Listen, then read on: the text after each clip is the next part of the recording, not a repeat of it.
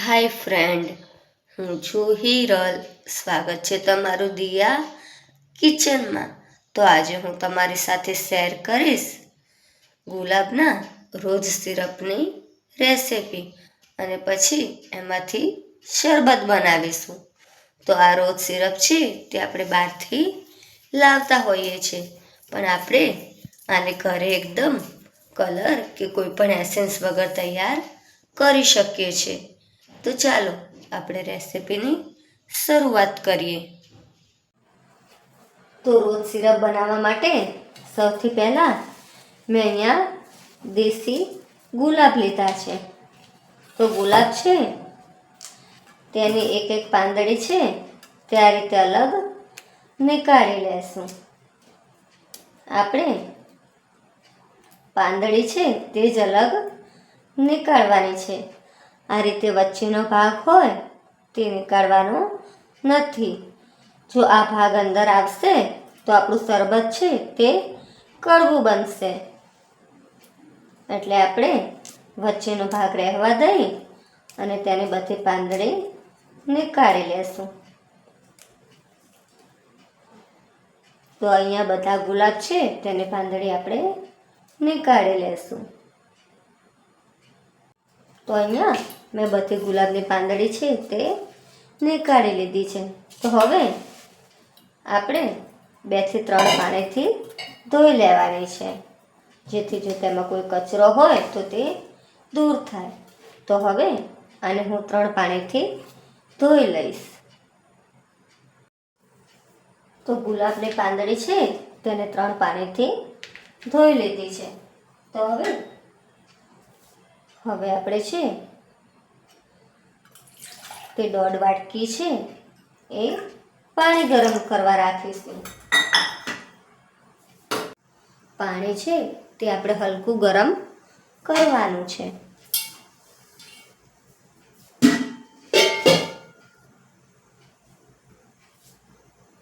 તો આપણે ચેક કરતું રહેવાનું.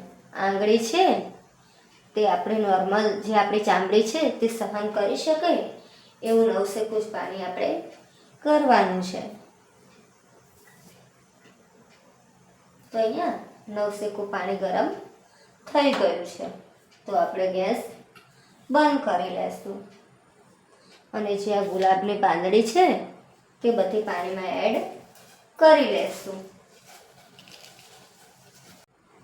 ગરમ પાણી છે એમાં પાંદડી એડ કરી અને આપણે છે તે આ રીતે થોડું મિક્સ કરી લેશું.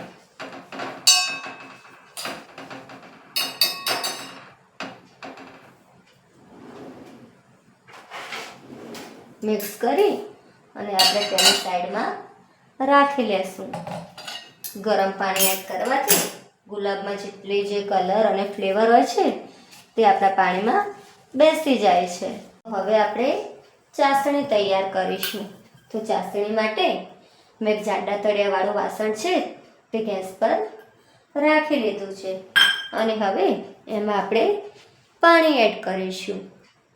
તો હવે આપણે માપમાં જોઈએ તો મારી ખાંડ છે તે 700 ગ્રામ છે અને આ વાટકી પ્રમાણે જોઈએ તો આ 5 વાટકી ખાંડ છે. તો હવે એ જ વાટકીના માપ પ્રમાણે આપણે 2.5 વાટકી છે તે પાણી કડાઈમાં લઈ લેશું. તો 1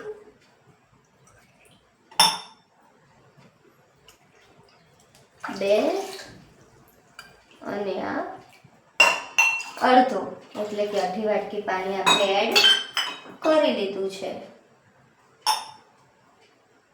અને હવે એ જ વાટકીના માપ પ્રમાણે આપણે પહેલાં છે તે અડધી ખાંડ એડ કરવાની છે. તો અત્યારે પહેલાં આપણે છે તે 2.5 વાટકી ખાંડ એડ કરી લેશું. તો 1 2 અને આ અડધો. હવે જે આ બાકીની ખાંડ છે તે આપણે પાછળથી એડ કરીશું. આ રીતે કરવાથી આપણી સિરપ છે તે જાડી અને ઘટ બનીને તૈયાર થાય છે અને બહારથી લાવીએ એવી બને છે. તો હવે આપણે છે ત્યાંને સતત આ રીતે ચલાવવાનું છે અને આપણે અહીંયા એક તારની ચાસણી તૈયાર કરવાની છે. તો હવે આ ગુલાબની જે પાંદડી છે તે આપણે ગેસ પર રાખી દઈએ અને ગેસ ચાલુ કરી લઈએ. એમાં આપણે 1 વાટકી પાણી એડ કરી લઈએ જેથી ગુલાબનું છે તેનો બધો કલર છે તે આપણા પાણીમાં આવી જાય. અને ગેસની આંચ છે તે આપણે ધીમી રાખવાની છે અને વચ્ચે વચ્ચે આપણે આ રીતે હલાવતા રહેશું. આ બાજુ ઇલાયચી પાવડર પણ તૈયાર કરી લીધો છે. તો આપણે જે ઇલાયચી પાવડર તૈયાર કર્યો છે તે અંદર એડ કરી લેશું. જો તમારે ઇલાયચી પાવડર એડ ન કરવો હોય તો તમે સ્કીપ પણ કરી શકો છો, પણ ઇલાયચીની ફ્લેવર છે તે શરબતમાં સારી આવે છે.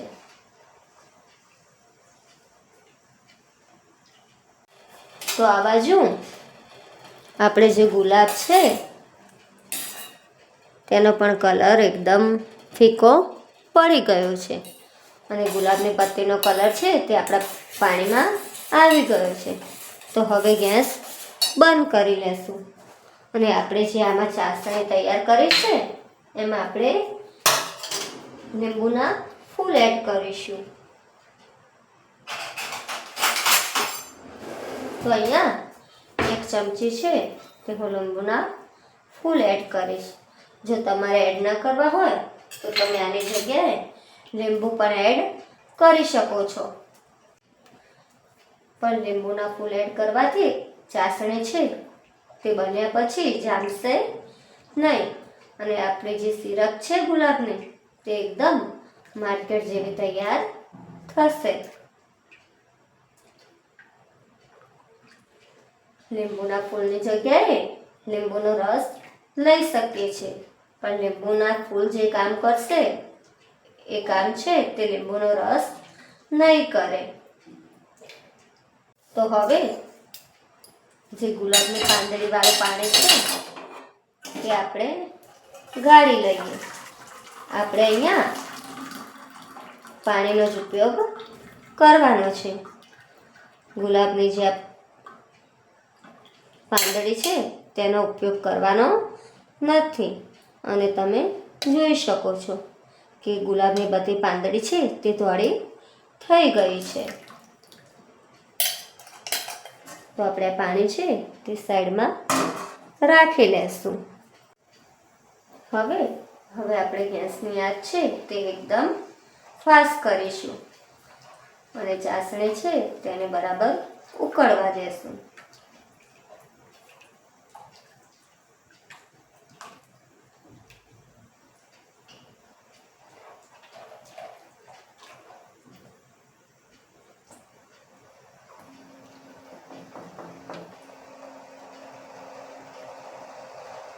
તો જ્યારે ચાસણી બરાબર ઉકળે ત્યારે આ ગુલાબની પાંદડીવાળું છે તે પાણી આપણે એડ કરવાનું છે.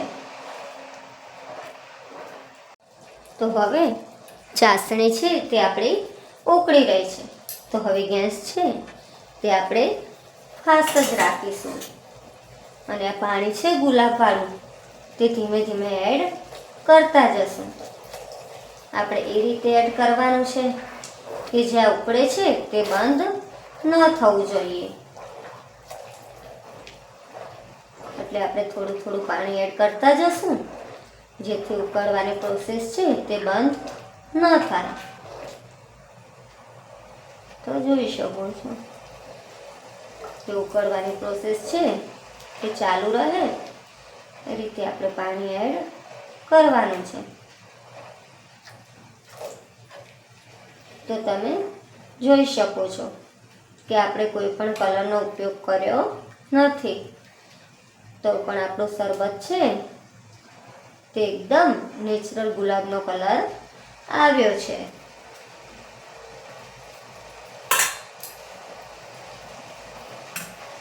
તો હવે જે આપણે બાકીની ખાંડ હતી તે અંદર એડ કરી લેશું. જે આપણે અડધી કપ રાખી હતી તે હવે આપણે લાસ્ટમાં એડ કરવાની છે. એડ કરી અને બરાબર મિક્સ કરી લેશું.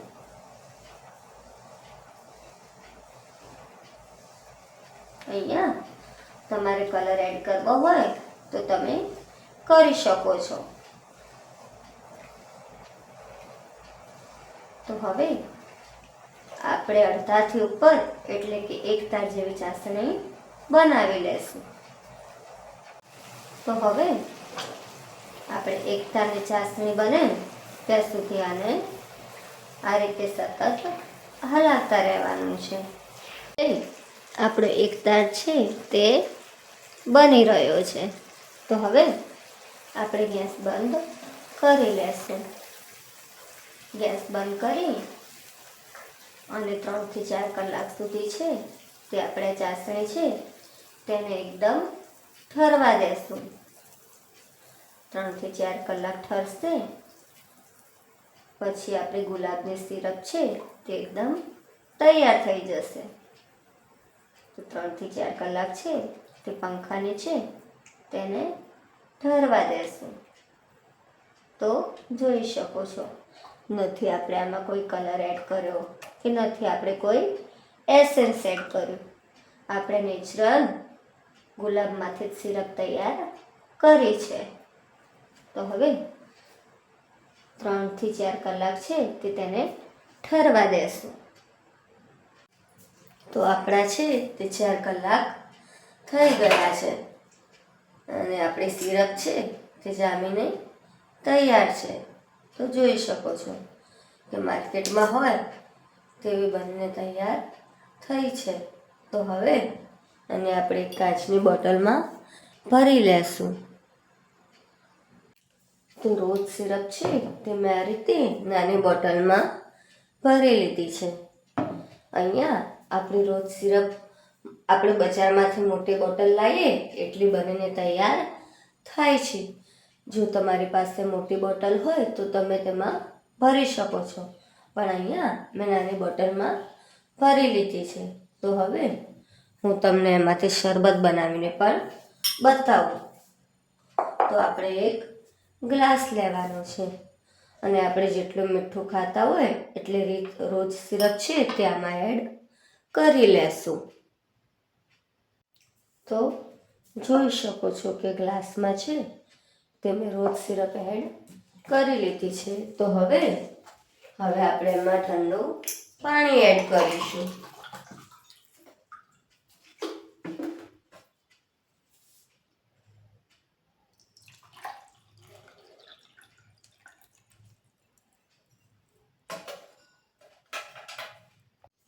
તો હવે એમાં આપણે છે તે 3 થી 4 છે તે આઈસ ક્યુબ એડ કરીશું.